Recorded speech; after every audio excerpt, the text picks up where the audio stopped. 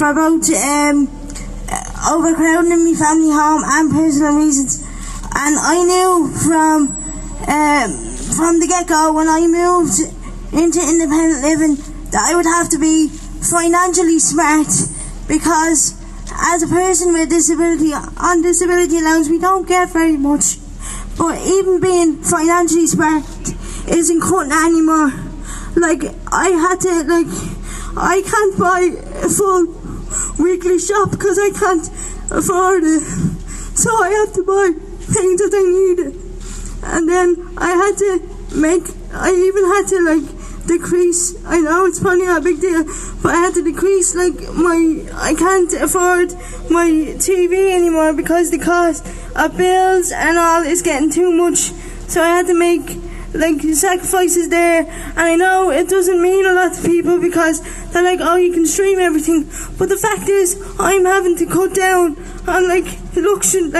People might see that as a luxury, but as someone who is suffering with depression, this government is sending me further into depression because they're like, you're not valuable enough. So yeah, you just keep taking more stuff away from yourself because we're not going to help you or people like you. And when is this going to stop? Why does it have to keep falling on people that haven't got the resources to change it for themselves? Why can't people stand up for us and say enough is enough? Because I don't know how much more of this I can take, so I don't know what people like me can take, because I can't take much more of it, so I don't know what they can. Okay, thank you for listening.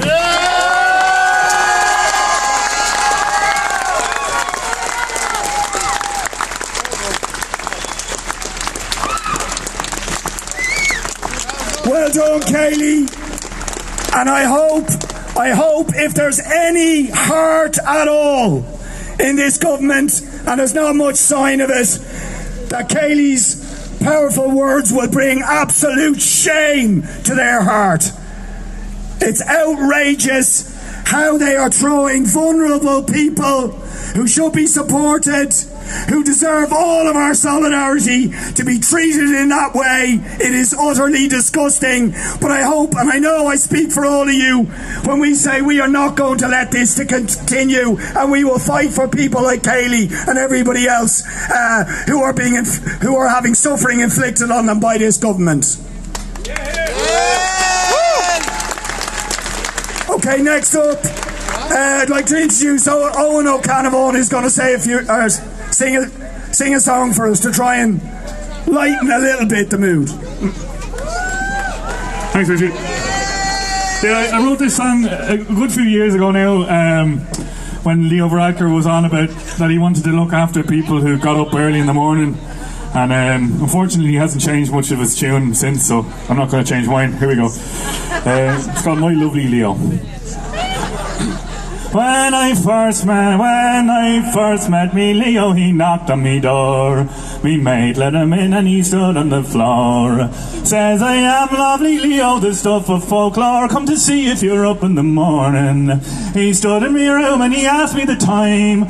Before I could answer, he says, it's 9:30. And what are you doing in the bed all so fine? Why don't you get up in the morning? Says I to him, Leo, I'm glad you are here. I've a dose of the blues and I'm filled up with fear. If I don't see a doctor, the end might be near, so I cannot get up in the morning. He says, my young man, this blue heart you won't melt, for nearly a feeling have I ever felt, and I'm cutting and cutting the old mental health, so you'll have to get up in the morning. Oh, my lovely Leo, he wears a blue shirt, he was destined for greatness the day of his birth. If you ask him nicely, he'll tell you what you're worth, just to kick up the arse in the morning. But Leo, me Leo, I can't pay me rent, for Thompson arrears and me money's all spent. The landlord has taken me for every cent. Oh, Jesus. The landlord has taken me for every cent. I'll be out in a couple of mornings. He says, my young man... Oh... He says, stop your moaning or haven't you read? If you can't pay your rent, then your lease it is dead. At least if you're evicted, you'll get out of bed, you'll be raring to go in the morning.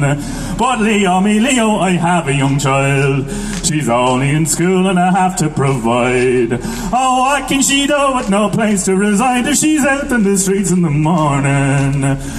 He says, why don't you send her to an out boarding school? Oh, 10 grand a year and she'll turn out no fool. She'll have bedding and boarding and learn how to rule, how to get the plebs up in the morning. Oh, my lovely Leo, he wears a blue shirt. He was destined for greatness the day of his birth. If you ask him nicely, he'll tell you what you're worth, just to kick up the arse in the morning. Says I to him, Leo, what cloud are you on? Were you smoking L doobies in the sun for too long? To your class of rich cronies I do not belong. With 10 grand I'd be grand in the morning. But come here to me, Leo, I told you a lie. I was out all last night and I high as a kite. And I'm sick of your snivelling, so feckin' shite, and I'll never get up in the morning. When he heard what I said, sure his face it went red. He says, you're a lowlife, get out of the bed. You're no banker, no landlord, you're no thoroughbred. You're disgrace of a man in the morning. Well, 'twas finally then that I thought I'd oblige.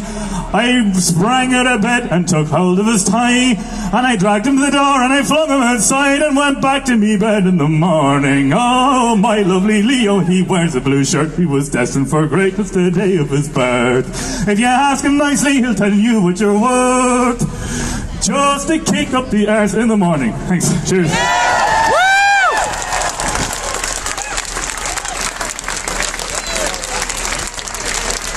When housing rights are under attack, stand up, fight back. When housing rights are under attack, stand up, fight back. When housing rights are under attack, stand up, fight back. When housing rights are under attack, stand up, fight back.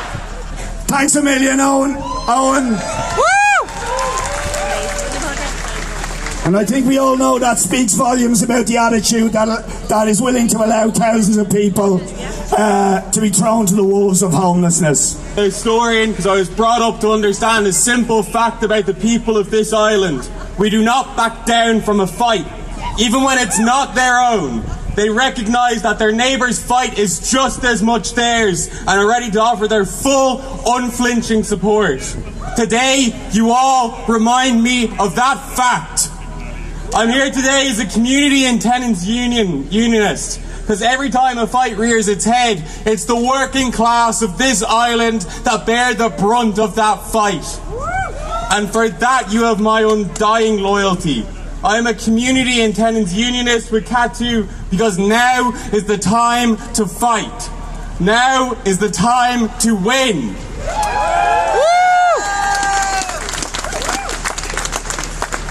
I'll pledge to you today, and I hope you'll do the same to me, that we will defend tooth and nail to stop families being pushed into the street by this landlord government. Our neighbour's fight is our fight. We will fight your fight as if it was our own, every time without hesitation. And we will judge our victory when the last child is taken out of homelessness, never looking back to see another soul face the same fate.